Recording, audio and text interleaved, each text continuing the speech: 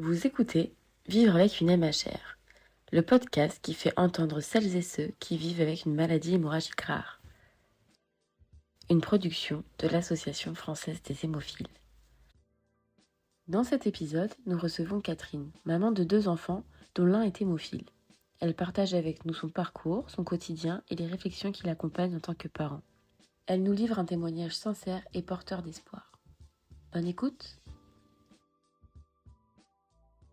Pour commencer, est-ce que tu veux bien te présenter, nous dire qui tu es, nous parler un peu de ta famille et de ton quotidien avec tes 2 enfants? Bonjour, je suis ravie d'être là aujourd'hui avec toi et de pouvoir apporter mon témoignage. Donc moi je suis Catherine, je suis maman de 2 enfants, Alexandre qui a 10 ans aujourd'hui et Roxane qui en a 6. Alexandre est donc hémophile A sévère et donc en tant que maman de 2 enfants, encore jeunes, on est bien occupés. On a une belle vie de famille, très riche, je dirais comme toute famille. Tu t'es beaucoup préparée avant la conception d'Alexandre. Qu'est-ce qui t'a poussée à t'informer en amont? J'avais connaissance de la maladie dans la famille, puisque mon grand-père était hémophile. Et ma maman, au moment où j'ai eu l'âge de créer ma propre famille, m'a dit que je pouvais être porteuse, dont j'avais pas conscience. Donc j'avais fait le diagnostic, génétique, qui a confirmé que j'étais porteuse du gène et à partir de là, ça a été un assez long travail avec mon mari, qui fait qu'on a conçu nos enfants relativement tardivement, puisqu'on a voulu, appréhender la maladie, mieux la comprendre et cetera. Donc pour ça, je remercie ma cousine qui m'a beaucoup accompagnée. Elle avait eu un fils hémophile aussi, et elle m'a beaucoup rassurée quant à la vie de ce petit garçon, pour qui la vie se passait très bien. Et puis j'ai eu aussi, des échanges avec les équipes médicales de Lyon, tout à fait rassurantes sur le fait qu'aujourd'hui il y avait des traitements beaucoup plus, adaptés, qui faisaient que les enfants pouvaient avoir une vie complètement normale et également, tous, les témoignages que j'ai pu recueillir auprès, de l'AFH et notamment des parents ressources, sur, voilà, sur la vie d'un enfant. Moi, c'était ça qui m'angoissait beaucoup, c'est, quelle vie il va avoir avec cette maladie, est-ce que ça va être dur pour lui? Et ce qui était vraiment important pour moi, c'est il ait une vie, aussi normale que possible et qu'il soit, juste heureux, en fait, tout simplement. Donc, voilà, beaucoup de connaissances sur tout ça et aussi ce qui était important, c'était d'être d'accord, mon mari et moi, sur, si le diagnostic tombe, qu'est-ce qu'on fait? On a le droit d'avorter et moi, c'était quelque chose, j'étais pas prête à le faire. Donc je voulais qu'il soit suffisamment prêt pour qu'on voilà, on soit capable de porter tout ça à 2 et heu et voilà, une fois qu'on a été prêts, on s'est lancé dans le truc et une fois que je suis tombée enceinte, on a eu heu, le diagnostic du sexe et on a voulu également, avoir, le diagnostic du de savoir s'il était porteur ou pas avant, la naissance. Notamment pour que le jour de la naissance, on soit déjà pleinement conscient et qu'entre guillemets, ça vienne pas gâcher ce moment-là qui est quand même déjà, tout à fait bouleversant dans une vie. On avait envie d'être vraiment dans l'appréciation du moment et de pas se dire: «Ah bah, ah non, finalement il est hémophile» et voilà, et d'ajouter une touche un peu négative à ce moment de vie qui est extraordinaire de la naissance d'un enfant. Donc voilà pourquoi on a fait le diagnostic avant la naissance et voilà, on était prêts, en fait, une fois qu'il est arrivé. Comment s'est passée la naissance d'Alexandre et sa petite enfance? Pour ce qui est de la naissance, il se trouve qu'Alexandre était en siège, donc on a fait une césarienne programmée, en fait, 15 jours avant le terme théorique. Du coup, la naissance s'est très bien passée puisqu'on était parfaitement accompagnés, naissance assez sereine. Après, il a fait un peu de néonatologie, mais c'est pas du tout lié à la pathologie en soi, c'est des questions respiratoires. Du coup, la naissance s'est plutôt bien passée. La petite enfance, je dirais, tant qu'il n'était pas sous prophylaxie, c'était un peu le stress pour nous parce qu'on savait que le moindre choc et cetera pouvait avoir des conséquences plus graves et on avait encore besoin d'appréhender est-ce que voilà, à quel moment c'est grave, ça ne l'est pas, il ne sait pas s'exprimer, il ne sait pas dire qu'il a mal donc c'est vrai que c'est pas la partie la plus facile et du jour où il a commencé à avoir de la prophylaxie, c'est vrai qu'on était beaucoup plus soulagés. Heu, après, il y avait l'accompagnement aussi auprès des grands-parents. Donc c'est vrai que du côté de ma maman, elle connaissait la maladie, elle avait pas d'appréhension spécifique. Du côté de mes beaux-parents, c'était plus compliqué parce que pour eux, c'était nouveau et notamment, heu, ma belle-mère avait un petit peu peur, voilà, de pas pouvoir prendre suffisamment soin de lui et cetera. Ce qui s'est beaucoup arrangé depuis par rapport à voilà, parce qu'il a grandi, parce qu'elle a vu aussi que finalement, il pouvait avoir une vie tout à fait normale et trouver une nounou, ça n'a pas toujours été facile, ça c'est vrai. J'ai quand même rencontré des femmes formidables qui l'ont accepté, comme ça sans aucun souci parce que tant qu'il y avait pas la prophylaxie, il y avait quand même un petit peu de stress autour de ça, surtout quand il y a les premiers pas. Et puis finalement, voilà, tout ça s'est bien passé. Après, passage à l'école, en fait, nous, notre leitmotiv, ça a toujours été de dire: «On veut que cet enfant, il ait pas le sentiment d'être différent». En tout cas, pas par rapport à ça. Il est unique, comme chaque enfant, mais c'est pas, l'hémophilie doit pas faire une différence. Donc on a toujours tout fait pour que ça n'en soit pas une et qu'on puisse mettre les choses en place pour ça. Typiquement, quand il est en maternelle, ils ont des petits vélos et c'est vrai que la maîtresse nous avait dit: «Ben, moi, je serais plus à l'aise s'il avait un casque», alors qu'il y a pas de casque pour la plupart des enfants sur les tricycles. Donc on avait amené un casque à l'école et puis voilà et du coup, tout le monde était jaloux du casque sur lequel il avait mis plein d'autocollants, voilà. Donc c'était plutôt amusant. Globalement, tout ça s'est bien passé. Vous participez régulièrement aux événements de l'AFH, le week-end parents de jeunes enfants. Alexandre a participé à la colonie cette année. Qu'est-ce que ces temps d'échange t'ont apporté à toi, mais aussi à Alexandre dans son parcours? Alors, c'est vrai qu'on a fait pas mal d'événements à FH. On a fait l'ETP quand, Alexandre était encore vraiment, tout petit, de l'éducation thérapeutique, justement sur la compréhension de la maladie et cetera et sur la gestion, donc avec d'autres parents, heu, pour avoir, l'autorisation d'être autonome dans l'injection. Donc ça a été, vraiment, plutôt avec la partie, heu, centre d'hémophilie et mais il y avait quand même, des interventions, notamment de la FH, bah, avec le patient ressource et cetera, qui ont eu, vraiment des répercussions, importantes sur le fait que oui, on pouvait avoir une vie tout à fait normale, être parfaitement heureux, devenir papa même, et puis savoir gérer la maladie et et comme je te le disais tout à l'heure, le témoignage de ce patient ressource qui était alors jeune adulte, quand je lui avais demandé: «Et tu t'es pas senti différent des autres, quand tu étais petit, c'était pas dur pour toi, de devoir, avoir tes injections, devoir aller à l'hôpital? Est-ce que tu t'es senti différent?» Et qu'ils me disent que finalement, c'était plutôt, ses frères et sœurs qui étaient jaloux de lui, parce qu'il avait plus d'attention, parce qu'il pouvait sécher l'école des fois. Et bah, c'est vrai que ça complètement, ça m'a fait voir un angle de vue complètement différent et ça m'a beaucoup rassérénée quant à la vie qu'allait avoir Alexandre, dans le futur.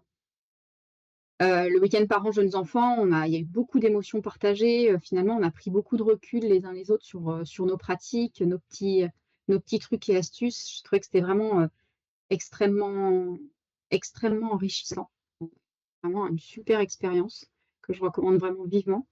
Et puis on avait nous aussi tous les week-ends, ETP, heu, organisés par l'AFH Rhône-Alpes. Tous les 2 ans, il y a un week-end qui est organisé avec vraiment des conférences, des ateliers, tout un tas d'activités, vraiment intéressants liés au sport aussi, sur la maladie et je continue d'en apprendre à chaque fois.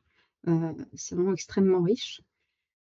Hem et puis cette colonie, voilà, cette colonie AFH, dont Alexandre revient tout juste là, absolument ravi de son séjour, des copains qu'il s'est fait, des activités qu'il a pu mener qui étaient vraiment super, des encadrants qui étaient extra, vraiment extrêmement positifs. En plus, il adore l'Auvergne.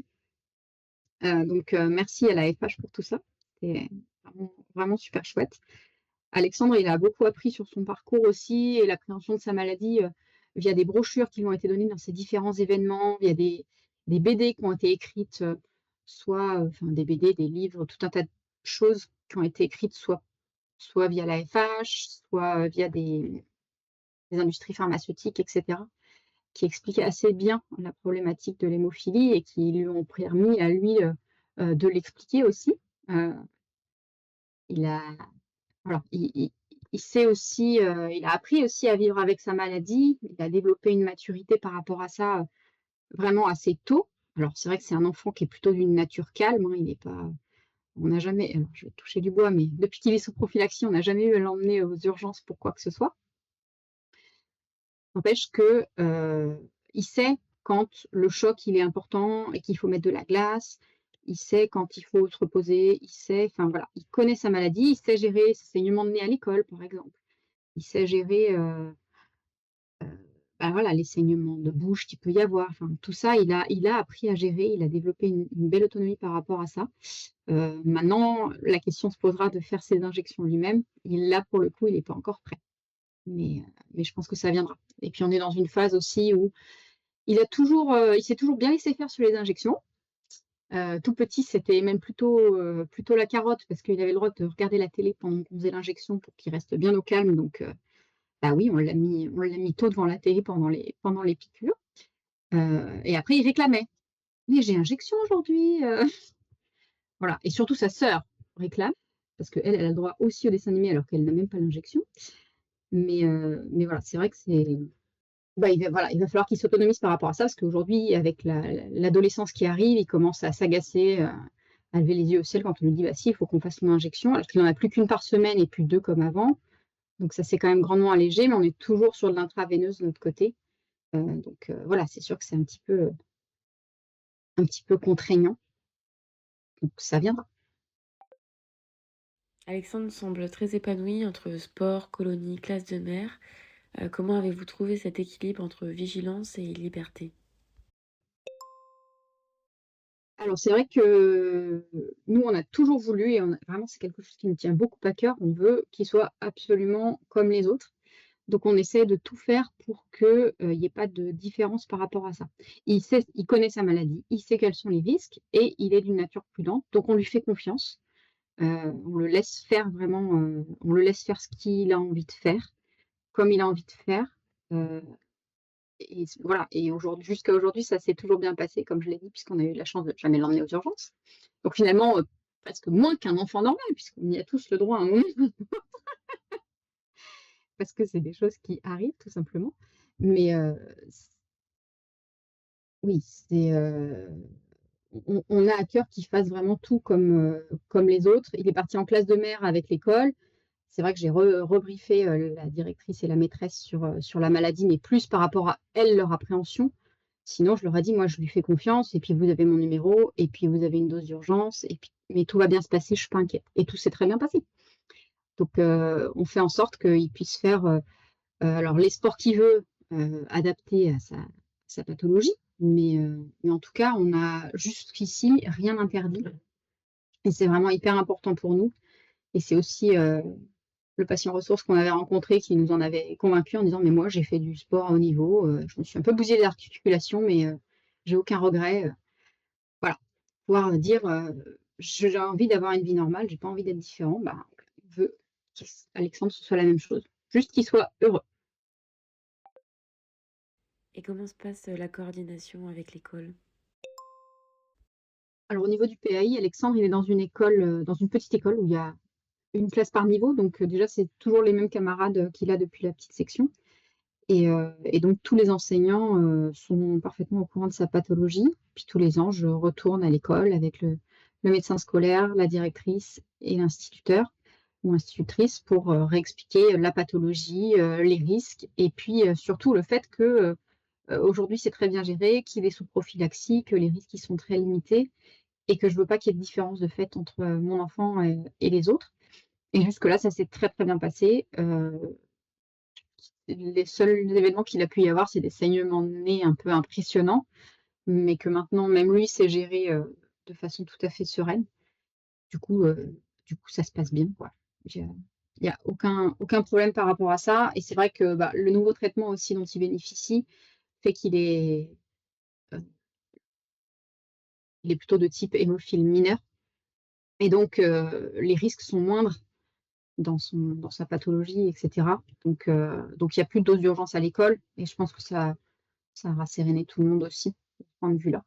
Donc ça se passe bien. Ses camarades savent qu'il est hémophile aussi, et quelque part, je pense qu'ils font attention à être peut-être un petit peu moins brutaux, pour ceux qui aiment bien la bagarre.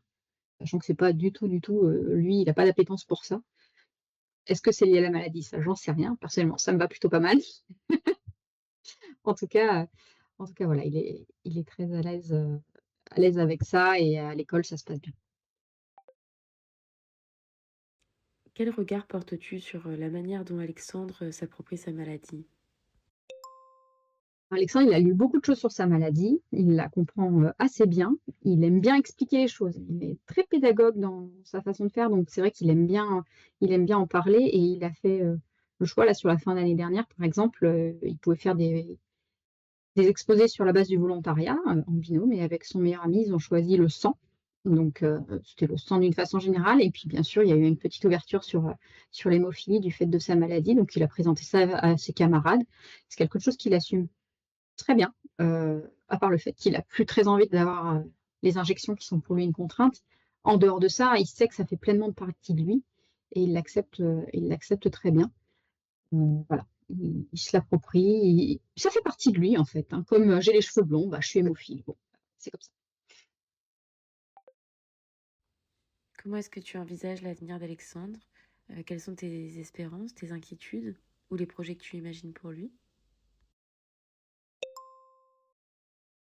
Alors l'avenir d'Alexandre, je l'envisage bien. Enfin, je souhaite à Alexandre en tout cas un bel avenir et un avenir heureux. Moi, c'est mon seul souhait, comme je pense tous les parents, souhaitent que leurs enfants soient heureux.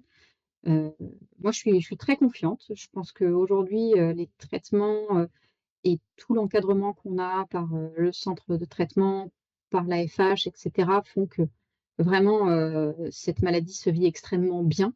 Il a une belle vie, je dirais presque ça a été une opportunité chouette parce qu'on a rencontré aussi plein de gens géniaux avec qui on a pu partager des expériences, d'autres parents. Lui-même, il s'est fait des copains, enfants hémophiles. Enfin, vraiment, en fait, ça crée une communauté qui est aussi extrêmement riche. C'est toujours bien d'avoir, ces collectifs, en fait, auxquels se rattacher, avec des partages d'expériences. C'est vraiment très enrichissant.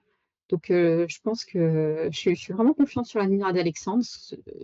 Je veux qu'il fasse ce qu'il a envie de faire, je veux qu'il se donne les moyens d'y arriver et qu'il soit heureux. Et puis après, d'une façon générale, pour mes enfants, la question se reposera quand eux-mêmes auront des projets, qu'ils en ont un jour, de maternité ou de paternité. Voilà, sur, bah, la transmission de la maladie, qu'est-ce que c'est que de gérer finalement un enfant hémophile? Est-ce que je le fais? Est-ce que je le fais pas? Tout ça, c'est des questions en fait, c'est presque ça la préoccupation plus parce que maintenant, moi gérer, je sais faire, je sais que mon fils va gérer sa maladie par rapport à lui-même, mais est-ce que ma fille est porteuse? Est-ce que mon fils va transmettre la maladie également? Et comment eux vont gérer si jamais ça se poursuit. Bah, ça, c'est plus ça, je dirais, si je devais avoir un petit peu une inquiétude, ce serait ça. Mais objectivement, je suis plutôt sereine et j'essaie de l'aborder avec beaucoup de sérénité, en tout cas. Enfin, quel message aimerais-tu faire passer à d'autres parents qui découvriraient aujourd'hui que leur enfant est porteur d'une maladie hémorragique rare? Le principal message, c'est soyez confiants, voilà, vraiment, restez serein par rapport à ça. Aujourd'hui, on a les moyens, de faire des enfants qui ont une vie normale, des enfants qui sont heureux, qui peuvent faire, tout ce qu'ils ont envie de faire. C'est comme tout en fait, il y a peut-être des choses à adapter légèrement, mais en fait rien n'est impossible et il faut pas vivre dans la peur. Vraiment, il faut essayer de faire confiance à nos enfants. Ils grandissent, ils ont une maturité qui est impressionnante. Moi, c'est vraiment mon petit super héros depuis toujours. Alexandre, il m'a impressionnée depuis très, très jeune. C'est vrai qu'on m'a souvent dit: «Il est très mature comme garçon». Je ne sais pas si c'est lié à sa maladie, mais le fait est, c'est qu'il est très mature et sa façon de le gérer, sa façon de l'accepter, sa façon d'être au quotidien, heu, je trouve que c'est un petit garçon extraordinaire, grand garçon même et donc n'ayez pas peur de ça. Je pense qu'on est aussi différents quand, on sait qu'on a le risque de porter la maladie et cetera. Il y a un travail, un cheminement qui est un peu différent de quand on le découvre suite, à un accident, à une naissance, à une problématique où il y a beaucoup de choses à gérer en termes de deuil et cetera. Mais en fait, tout ça, ça s'apprend. Au début, c'était pas facile non plus pour nous, hein, même quand une fois qu'Alexandre a été là, bah, on avait de la peur, bien sûr, sur, qu'est-ce qui va se passer si on cogne, s'il se cogne, s'il tombe, si voilà. À l'école, quand il y aura plein d'enfants, au début, on l'a mis chez une nounou, on l'a pas mis à la crèche parce qu'on avait eu peur qu'il y ait trop d'enfants, qu'ils soient pas suffisamment choyés et cetera. Mais en fait, on aurait pu, avec le recul aujourd'hui, si on avait eu un deuxième ou un troisième hémophile, on l'aurait probablement fait. Aujourd'hui, c'est plus du tout, plus du tout un sujet pour nous. On est vraiment voilà, il a son traitement, on est extrêmement rigoureux par rapport à ça, il y a pas de souci, on a notre trousse d'urgence. Non, franchement, voilà, soyez confiants, faites confiance à votre enfant, vous allez grandir ensemble avec ça, avec cette pathologie.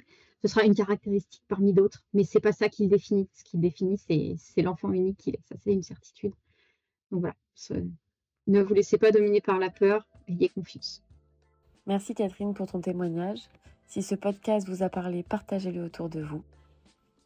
Ensemble, rendons les maladies hémorragiques rares visibles et connues.